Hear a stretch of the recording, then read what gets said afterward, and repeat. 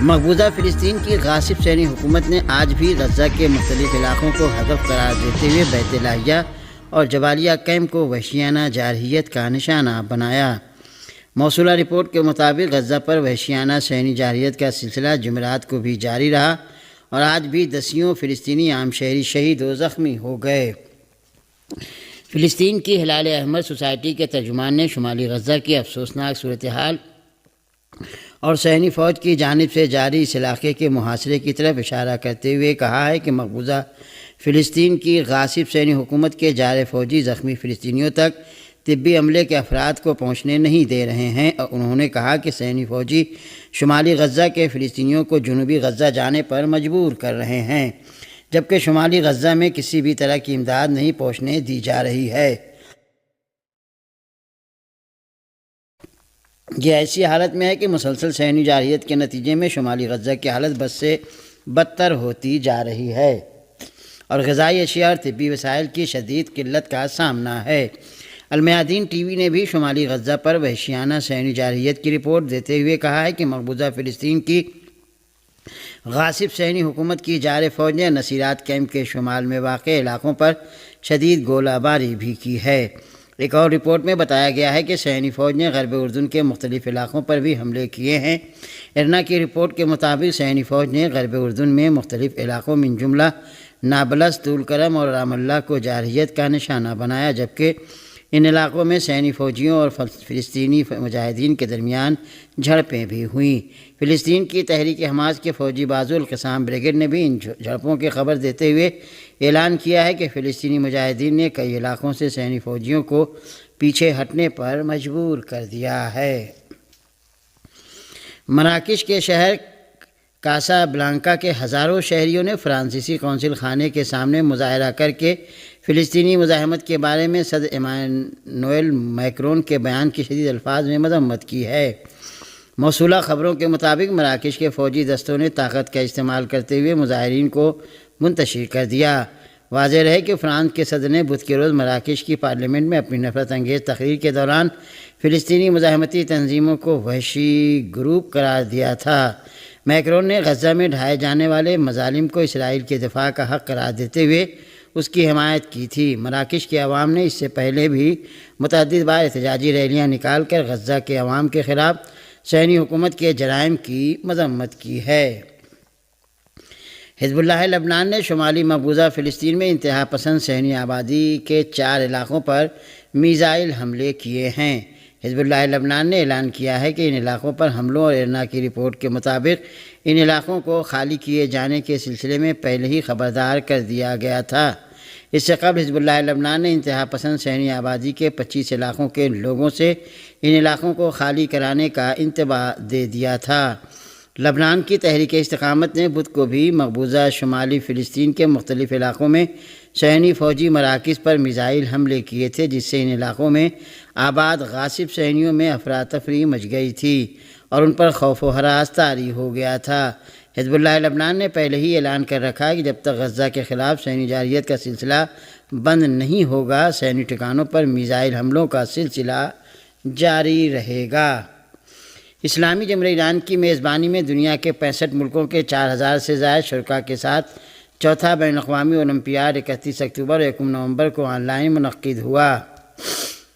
International combined olympiad کی بنیاد 4 سال قبل ایران نے رکھی تھی، جو ریاضی، کمپیوٹر اور مصنوعی ذہانت میں دلچسپی رکھنے والوں کو اپنی صلاحیتوں اور توانائیوں کو آن لائن پرکھنے کا امریکی دھمکیوں کو نظر انداز کرتے ہوئے شمالی کوریا نے بین البراعظمی بیلسٹک میزائل کا کامیاب تجربہ کیا ہے۔ عالمی ذرائع ابلاغ کی رپورٹوں کے مطابق شمالی کوریا نے بین الاقوامی براعظمی میزائل تجربے کی تصدیق کر دی ہے۔ شمالی کوریا کے سربراہ کم جونگ ان کا کہنا ہے کہ ICBM میزائل تجربہ مناسب فوجی کارروائی، دشمنوں کا مقابلہ کرنے کے عزم کا اظہار اور ملکی سلامتی کے لیے خطرہ بننے والے دشمنوں کے لیے انتباہ ہے۔ میڈیا کی رپورٹس کے مطابق شمالی کوریا کے میزائل نے عمودی اڑان بھرتے ہوئے 1000 کلومیٹر کا فاصلہ کامیابی سے طے کیا اور جاپان کے خصوصی اقتصادی زون سے باہر سمندر میں جا گرا۔ شمالی کوریا نے بارہا کہا کہ اگر امریکہ، جنوبی کوریا اور جاپان نے پیانگ یانگ سے کیے گئے وعدوں پر عمل نہیں کیا تو وہ اپنے میزائل تجربات دوبارہ شروع کر دے گا۔ امریکہ اور شمالی کوریا کے سربراہوں کے درمیان اب تک کئی بار ملاقاتیں ہو چکی ہیں، لیکن امریکہ کے ناجائز مطالبات کی وجہ سے ان ملاقاتوں کا کوئی نتیجہ برآمد نہیں ہو سکا ہے۔ پاکستان کے وزیراعظم شہباز شریف نے اپنے دورہ دوحہ میں قطر کے وزیراعظم شیخ محمد بن عبد الرحمن آل ثانی سے ملاقات کی۔ پاکستان کے میڈیا ذرائع کی رپورٹ کے مطابق دوحہ میں ہونے والی ملاقات میں دو طرفہ تعلقات، تجارت، سرمایہ کاری، توانائی اور دیگر شعبوں میں تعاون بڑھانے پر تبادلہ خیال کیا گیا۔ شہباز شریف اور قطری وزیراعظم نے عالمی اور علاقائی مسائل پر بھی تبادلہ خیال کیا اور دونوں رہنماؤں نے چیلنجز سے نمٹنے کے لیے پرامن حل اور باہمی تعاون کی ضرورت پر زور دیا۔ پاکستان کے وزیراعظم نے غزہ تنازع پر گفتگو کرتے ہوئے خطے میں امن کے فروغ کے لیے قطر کی کوششوں کو سراہا اور غزہ کے عوام کے لیے قطر کے انسانی ہمدردی کے اقدامات اور سفارتی کوششوں کو قابل ستائش قرار دیا۔ پاکستان کے اراکین پارلیمنٹ نے کہا ہے کہ امریکہ پاکستان کے امور میں مداخلت نہ کرے۔ امریکہ کے 62 نمائندگان کے خط کے جواب میں پاکستان کے 160 ارکان پارلیمنٹ نے وزیراعظم شہباز شریف کو خط لکھ دیا، جس میں ایک مخصوص پارٹی کے بے بنیاد سیاسی بیانیے پر امریکی حکومت سے تحفظات کا اظہار کیا گیا۔ خط میں ایک سیاسی جماعت کے سیاسی عمل اور ریاستی اداروں کو بدنام کرنے کی مہم پر بھی تحفظات کا اظہار کیا گیا۔ ارکان پارلیمنٹ نے خط میں کہا کہ بحیثیت پارلیمنٹرین فرض سمجھتے ہیں کہ وزیراعظم کے ذریعے کانگریس کے ممبران کو آگاہ کریں۔ پاکستان جمہوری چیلنجز سے نبرد آزما، جس کو انتہا پسندی کی سیاست نے مزید پیچیدہ کر دیا ہے۔ ادھر امریکی محکمہ خارجہ کے ترجمان میتھیو میلر نے پاکستان تحریک انصاف کے بانی چیئرمین کے خلاف قانونی کارروائی کو پاکستانی عدالتوں کا معاملہ قرار دیتے ہوئے کہا کہ بانی پی ٹی آئی کی وزارت عظمیٰ سے برطرفی میں امریکہ کا کردار نہیں ہے۔ امریکی محکمہ خارجہ کے ترجمان نے کہ پاکستان سیاست کا معاملہ پاکستانی عوام کو قانون اور آئین کے مطابق طے کرنا اور عمران خان کے خلاف قانونی کارروائی بھی پاکستانی عدالتوں کا معاملہ ہے، انہوں نے ہی اس کا فیصلہ کرنا ہے۔ وفاقی حکومت کی جانب سے بلوچستان نیشنل پارٹی مینگل کے سردار اختر مینگل سمیت متعدد رہنماؤں کے خلاف اسلام آباد میں انسداد دہشت گردی ایکٹ کے تحت درج مقدمات کے خلاف کوئٹہ بلوچستان کے دیگر علاقوں میں ہڑتال کی گئی۔ ہڑتال کی کال بی این پی مینگل اور دیگر سیاسی جماعتوں کی جانب سے دی گئی تھی، جس میں P T I, Pashtunkhwa Milli Awami party, national party, Hazara democrat party, J U I Sherani, J U I نون اور جمہوری وطن پارٹی شامل ہیں۔ انجمن تاجران نے بھی مظاہرین کے ساتھ اظہار یکجہتی کے لیے حمایت کا اعلان کیا تھا۔ کوئٹہ میں تمام دکانیں، کاروباری مراکز اور بازار بند ہے، ہم ہوٹلوں، میڈیکل اسٹورز اور بیکریوں کو کھلا رکھنے کی اجازت دی گئی ہے۔ صوبائی دارالحکومت کوئٹہ، سوراب، نوشکی، مستونگ، قلات، خزدار، خاران، پنجگور، ژوب اور قلعہ سیف اللہ میں تمام چھوٹے اور بڑے کاروباری مراکز بند رہے، جبکہ کوئٹہ اور دیگر قصبوں کی سڑکوں پر ٹریفک کم رہی۔ بی این پی مینگل کے رہنماؤں نے پارٹی قیادت کے خلاف جعلی الزامات کے تحت مقدمات درج کرنے پر وفاقی حکومت کو تنقید کا نشانہ بنایا ہے۔ ان کا کہنا تھا کہ صوبے کے عوام نے مقدمات کو مسترد کر دیا ہے۔ مزید کہنا تھا کہ وفاقی اور صوبائی حکومتوں کو ایسے اقدامات ناقابل قبول ہیں۔ انہوں نے متنبہ کیا کہ پارٹی قائدین کے خلاف اس طرح کے اقدامات سے صورتحال مزید خراب ہوگی اور حکومت کے خلاف شکایات میں اضافہ ہوگا۔ واضح ہے کہ 24 اکتوبر کو اسلام آباد پولیس نے بی این پی مینگل کے سربراہ سردار اختر مینگل سمیت پارٹی کے کئی رہنماؤں کے خلاف وفاقی دارالحکومت کے تھانہ سکریٹریٹ میں دہشت گردی کا مقدمہ درج کیا تھا، جس میں ان پر الزام عائد کیا گیا تھا کہ انہوں نے ملک کے ایوان بالا سینیٹ کے عملے کو زد و کوب کیا ہے۔